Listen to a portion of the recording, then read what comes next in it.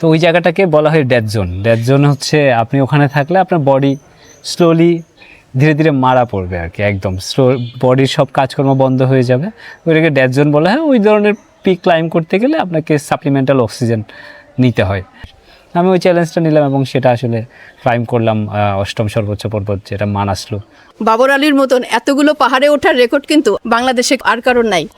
একটু বলবেন আপনার পাহাড়ে ওঠার যে অভিজ্ঞতা? বড় পাহাড় ওভাবে বলি, একটা হলো আমাদাবলাম গেলাম 2022 সালে। আমাদাবলাম এভারেস্টের জন্য অবস্থিত, হিমালয়ের বলা হয় সবচেয়ে সুন্দর পিকগুলোর মধ্যে একটা। তো এভারেস্ট সবচেয়ে উঁচু পর্বত, কিন্তু এভারেস্ট কিন্তু সবচেয়ে সুন্দর পর্বত না, বা টেকনিক্যালি অনেক কঠিন পর্বত না। তো 22 সালে আমাদাবলাম গেলাম, সেটা বাংলাদেশ হিসেবে আমারই প্রথম ছোঁয়ার সৌভাগ্য হলো। এরপরে 24 সালে ক্লাইম্ব করলাম এভারেস্ট, পৃথিবীর সর্বোচ্চ পর্বত সবাই জানি। আর চতুর্থ সর্বোচ্চ পর্বত লোৎসে কি অভিযানে, এগুলো নেপালেই।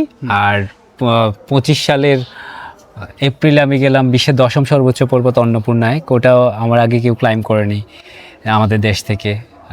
25 সেপ্টেম্বরে পৃথিবীর 8ম সর্বোচ্চ পর্বত মানাসলু ক্লাইম্ব করার সুযোগ হলো, কৃত্রিম অক্সিজেন ছাড়া। কৃত্রিম অক্সিজেন ছাড়া, এটা একটু বুঝিয়ে বলবেন? আচ্ছা, আমি যে পাহাড়গুলোর কথা বলছি সেগুলা 8000 মিটার উঁচু পর্বত। 8000 মানে 26,250 ফিটের বেশি। তো ওই জায়গাটাকে বলা হয় ডেথ জোন। ডেথ জোন হচ্ছে আপনি ওখানে থাকলে আপনার বডি স্লোলি ধীরে ধীরে মারা পড়বে আর কি, একদম স্লো, বডির সব কাজকর্ম বন্ধ হয়ে যাবে, ওইটাকে ডেথ জোন বলা হয়। ওই ধরনের পিক ক্লাইম্ব করতে গেলে আপনাকে সাপ্লিমেন্টাল অক্সিজেন নিতে হয়, আদারওয়াইজ আপনি এমনিতে আপনার বডি ডিটোরিয়েট করছে এবং মরে যাওয়ার প্রসেসটা আরও তাড়াতাড়ি হবে কৃত্রিম অক্সিজেন ব্যবহার না করলে। তো আমি চেষ্টা করলাম যে আচ্ছা এই চ্যালেঞ্জটা একটু নিয়ে দেখি যে কৃত্রিম অক্সিজেন ছাড়া আমি ক্লাইম্ব করতে পারি, আমার বডি আসলে কতটুকু সাপোর্ট দেয়। তো ওই অল্টিচিউড 8000 মিটার উপরের অল্টিচিউডটা মানুষের বডি আসলে এমনভাবে ডিজাইন করা হয়েছে ওই অল্টিচিউডে বাঁচতে পারে না মানুষ। আমি ওই চ্যালেঞ্জটা নিলাম এবং সেটা আসলে ক্লাইম্ব করলাম, 8ম সর্বোচ্চ পর্বত যেটা মানাসলু। আপনার সঙ্গে কি আর কেউ ছিল? সঙ্গে বলতে আমি ওই অভিযানে আমার আরেক বড় ভাই বন্ধু আমার ক্লাবের, তানভীর আহমেদ শাওন, সে ছিল, but he used actually supplemental oxygen. অন্য দেশের কেউ? এটা যেহেতু মানে এই ধরনের অভিযানগুলা আসলে যখন হয়, বেস ক্যাম্পটা আসলে একটা গ্লোবাল ভিলেজ হয়ে যায়, পৃথিবীর নানান প্রান্ত থেকে লোকজন আসে, এরকম বেশ অনেকগুলা টিমের মেম্বার ছিল। এবং বাংলাদেশ থেকে আপনি? হ্যাঁ, আমি এবং আমার ওই বন্ধু তানভীর আহমেদ শাওন। কৃত্রিম অক্সিজেন ছাড়া যে আপনি ওইখানে টিকে ছিলেন, মানে এই অভিজ্ঞতা একটু জানতে চাই। হ্যাঁ, আমার কাছে খুব কঠিন কিছু মনে হয় নাই, কারণ আমার প্রিপারেশন খুব ভালো ছিল। কি ধরনের প্রিপারেশন? আমি ইউজুয়ালি যে জিনিসগুলো সবসময় করি, যে রানিং করি সপ্তাহে 4 থেকে 5 দিন, অন্য সময় ব্যাকপ্যাকে ওয়েট নিয়ে লম্বা হাঁটি, ইয়োগা করি। ইয়োগা মানে মূলত প্রাণায়ামা। আমরা দম বাড়ানোর জন্য এন্ডুরেন্স কিছু এক্সারসাইজ করি, সেটা আমরা ক্রসফিট এক্সারসাইজেস বলি। যে কোনো স্পোর্টস করার জন্য মানুষের কোর মাসেলগুলো মানে স্ট্রং হওয়া দরকার, তো কোর মাসেল এক্সারসাইজ করি, এই জিনিসগুলো করছিলাম। শুধু ওইবার যাওয়ার আগে আমি রানিংটা একটু কমিয়ে দিয়েছিলাম, আমি মূলত ব্রিদিং এক্সারসাইজ সেগুলোর উপর জোর দিয়েছিলাম। আমি তো শুনেছি যে এরকম আবহাওয়ায় শুধু শেরপাড়াই মানে টিকে থাকতে পারে, আপনি কিভাবে টিকে থাকলেন? আচ্ছা, ওই যে আমার প্রিপারেশনটা আমাকে হেল্প করেছে। এবং শেরপা দিয়ে তো আসলে বোঝানো হয়, অনেকে ভাবে যে পেশাটা সেটার নাম শেরপা, পেশার নাম হচ্ছে ক্লাইম্বিং গাইড আসলে। তো নেপালে এরকম অনেকগুলো এথনিক কমিউনিটি আছে, আমাদের দেশে যেরকম সমতলে আদিবাসীরা আছে, গারোরা আছে, ওরাওরা আছে, আবার পার্বত্য চট্টগ্রামে গেলে এমরোরা আছে, বম আছে, চাকমা, মারমা, এরকম। আমার যে ক্লাইম্বিং গাইড ও অ্যাকচুয়ালি শেরপা কমিউনিটির না, সে ও তামাং। তো শেরপারা মূলত আসলে এই ক্লাইম্বিং গাইড এই পেশাটার সাথে মূলত যুক্ত, সেজন্য লোকজন হয়তো ভাবে যে শুধু শেরপারাই মনে হয় ক্লাইম্ব করে। তো গ্রেভিটি কিন্তু ওর জন্য সমান, আমার জন্য মানে আমাদের সবার প্রতিপক্ষ একটাই, গ্রেভিটি। সবার এই গ্রেভিটির সাথে আমাদেরকে যুঝতে হয়। তো মজার ব্যাপার হলো আমি কিন্তু কৃত্রিম অক্সিজেন ছাড়া মানাসলু ক্লাইম্ব করছি, আমার যে ক্লাইম্বিং গাইড ও কিন্তু কৃত্রিম অক্সিজেন ব্যবহার করেছে। আমি ওই রকমভাবে প্রিপারেশন নিয়ে গেছি। ওই আমার বলবো যে এতটুকু ছিল, ওই প্রিপারেশন আগ্রহটুকু ছিল বলে হয়তো সম্ভব হয়েছে। ফিলোসফিটুকু থাকা সবার মানে আমার পার্সোনালি মনে হয় খুব ইম্পর্ট্যান্ট। ফিলোসফি তো আসলে চিন্তার দাগ, ওই ফিলোসফি না থাকলে সামনের খাবার তো চিবিয়ে খাইতে পারবে না।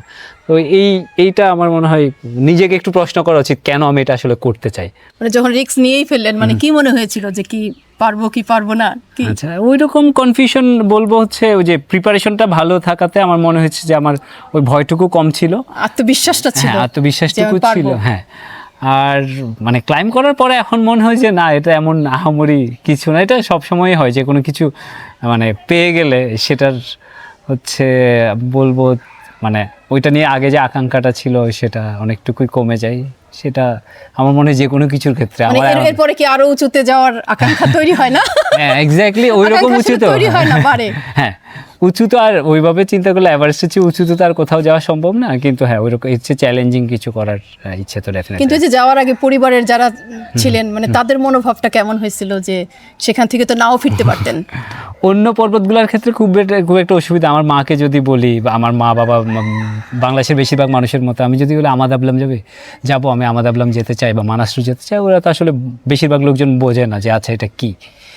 এভারেস্ট সবাই চেনে, তো এভারেস্ট যাওয়ার আগে মা বাবাকে একটু কনভিন্স করতে মুশকিল হয়েছে, কারণ সবাই জানে যে এভারেস্ট কী এবং এটা ডিফিকাল্টিসগুলো নিয়ে মোটামুটি সবার একটা আইডিয়া আছে। এবং বাংলাদেশ থেকে আমার আগে যিনি এভারেস্ট ক্লাইম্ব করেছিলেন 13 সালে, তো উনি আর ফেরেননি ক্লাইম্ব করে, তো ওটাও বাবা মা জানতো। তো এটা নিয়ে হয়তো একটু বোঝাতে অসুবিধা হয়েছে, আদারওয়াইজ অন্যগুলোতে খুব একটা অসুবিধা হয়নি। আমাদের দেশের অনেক মানুষ বিশেষ করে ইয়াংরা চিন্তা করে যে আমি হাঁটবো, একটু বেরিয়ে পড়বো, বিভিন্ন জায়গায় এক্সপ্লোর করব, মাউন্টেনে যাব।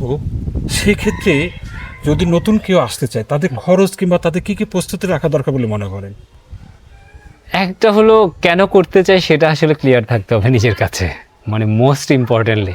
এই কারণ জানা না থাকলে আপনি যে কোনো অ্যাক্টিভিটি করে সেটা খুব বেশি দিন আসলে ওইটার নিয়ে আপনার আগ্রহ থাকবে না, ওই ইন্টেন্সিটি মানে লক্ষ্য থাকতে হবে, লক্ষ্যটা, এবং মানে নিজের কাছে ভেতর থেকে একটা তাড়নাও থাকতে হবে, এবং মানে ওই ফিলোসফিটা থাকা দরকার, কেন আমি করতে চাই, কেন আমি অন্য কিছু না করে এটাই কেন করতে চাই। হ্যাঁ মানে আমার এটা যে কোনো কাজ করতে গেলে আমার মনে হয় যে মানে এই ফিলোসফিটুকু থাকা সবার মানে আমার পার্সোনালি মনে হয় খুব ইম্পর্ট্যান্ট। ফিলোসফি তো আসলে চিন্তার দাগ, ওই ফিলোসফি না থাকলে সামনের খাবার তো চিবিয়ে খাইতে পারবে না। তো এইটা আমার মনে হয় নিজেকে একটু প্রশ্ন করা উচিত, কেন আমি এটা আসলে করতে চাই, আমার অ্যাকচুয়াল লক্ষ্য কী আসলে। যারা লক্ষ্য ঠিক করে ফেলে কিন্তু বোঝে না যে আসলে প্রস্তুতি কীভাবে নেবে, বিশেষ করে অর্থনৈতিক যে একটু হলেও তো খরচ আছে, সেগুলি কীভাবে মেকআপ করবে, এটা কি মনে হয়? একটা হলো যদি এরকম হাঁটা বা সাইকেলে এটা খুবই মিনিমাল অ্যামাউন্ট খরচ হয়, খুবই মিনিমাল। সেই টাকাটা আপনি নিজের জেলা শহরে, আপনার নিজের উপজেলায় থাকলে, নিজের বাড়িতে থাকলেও অনেক সময় আমি বললাম 64 দিনে 5,000 টাকা খরচ করে তো নিজের বাড়িতে মানুষ এসে আর অনেক বেশি টাকা খরচ করে। তো এই টাকাটা আর মনে হয় না, যদি একটু সঞ্চয়ের মনোভাব থাকে সেটা খুব বেশি মুশকিলের কিছু হবে না। সাইকেল এবং আমি যদি হাঁটার ক্ষেত্রে বলি, এবং আরেকটা কাজ করতে পারে, এখন তো আমাদের অনেক ধরনের নেটওয়ার্ক আছে, আমাদের সোশ্যাল সাইটগুলো আছে, আমাদের একটা বড় কনসার্ন থাকে অ্যাকোমোডেশন বাবদ একটা বড় খরচ, কিছু সুন্দর লোকজনের সংস্পর্শে আসার সুযোগ হয়, এটা একটা বড় বলা যায়। আপনি যেটা বলতে যাচ্ছেন যে ইচ্ছা থাকলে উপায়টা বের হয়ে যায়। হ্যাঁ একদমই। তো আমি এখনো চেষ্টা করি যে পার্সোনালি যেটা চেষ্টা করি অ্যাটলিস্ট আমার দ্বারা প্রকৃতির যাতে ক্ষতি না হয়, অ্যাটলিস্ট আর কেউ না করুক, যে আমি ওই যে ময়লার ভাগাড় সেটাতে আরেকটা সিঙ্গেল ইউজ প্লাস্টিক বা একটা ময়লা যাতে আমি নিজে অ্যাড না করি, এটা আমার সবসময় তাড়না থাকে। আমি রিউজেবল জিনিসপত্র ব্যবহার করতে পছন্দ করি। আমি অনেক দিন ধরেই কাচের বোতল ইউজ করছি, অথবা যা কাচের বোতল আছে কিনতে অসুবিধা হচ্ছে বা যে ভাবছে যে আচ্ছা এটা তো ফ্রেজাইল, ফুড গ্রেডেড প্লাস্টিক বোতল ইউজ করতে পারি পানির জন্য। আমি পকেটে 2টা স্মার্টফোন নিয়ে ঘুরতে পারলে আমি কেন বাজার করার সময় 20 গ্রাম ওজনের একটা ব্যাগ নিয়ে আমি যেতে পারি না? প্রত্যেকটা জিনিসের কেন আলাদা করে আমার প্রত্যেকটা জিনিসের জন্য আলাদা আমি পলিথিন নিচ্ছি? বা আমরা সুপার শপে গেলেও দেখবো যে সবচেয়ে হেলদি প্রোডাক্ট যেটা আলু, প্রত্যেকটা আলুকে প্লাস্টিকে মোড়ানো হয়েছে। তো ওই জিনিসগুলো পার্সোনালি আমি চেষ্টা করি এইভাবে এইটাতে আমি যাতে কন্ট্রিবিউট না করি, এটা চেষ্টা করি। এরকম আপনার মতো যদি আমরা প্রত্যেকটা জায়গা থেকে অন্তত যারা এই বিষয়টা জানি, অন্তত আমরা যদি সিঙ্গেল ইউজ প্লাস্টিকের ব্যবহারটা কমিয়ে দিই কিংবা বন্ধ করে দিই, তাহলে তো অনেকটা সুন্দর হতে পারে। একদম, এইগুলো তো মানে আমরা সব কিছুর জন্য ভাবি হচ্ছে গভর্নমেন্ট করবে বা বিগ ইন্ডাস্ট্রিজ বা মাল্টি ন্যাশনাল কোম্পানিজ ওরা এগিয়ে আসবে, এই ধরনের এগুলো তো আসলে ব্যক্তি সচেতনতা থেকেই অনেক কিছু হয়ে যেতে পারে। 80% তো ব্যক্তি সচেতনতার জায়গা থেকে এগুলো সলভ করা সম্ভব। বাকি 20% আমি সেটার জন্য আমি ডিপেন্ড করতে পারি গভর্নমেন্ট বা পলিসি মেকার বা বিগ কোম্পানি। আপনার সঙ্গে আমরা মানে সম্পূর্ণ একমত যে আমাদের হাতেই আসলে অধিকাংশ জায়গাটা আর কি, কারণ আমরা মনে করি যে সমুদ্রের মধ্যে গিয়ে আমি একটা পলিথিন ফেলে দিলাম, সমুদ্রের তুলনায় এটা আর কি। আজকে কিন্তু ফ্রান্স দেশের থেকেও বড় আয়তনের জঞ্জালের সমুদ্র গ্রেট তৈরি প্যাসিফিক হয়ে গার্বেজ গেছে, প্যাচ নামে যে প্রশান্ত মহাসাগরে যেটা আছে সেটা আয়তন অনেকগুলো দেশের চেয়ে বড়। বড় হয়ে গেছে আস্তে। বাবর আলীর সঙ্গে কথা বলে এটাই বুঝলাম যে ঘোরার জন্য আসলে ইচ্ছেটাই বড়।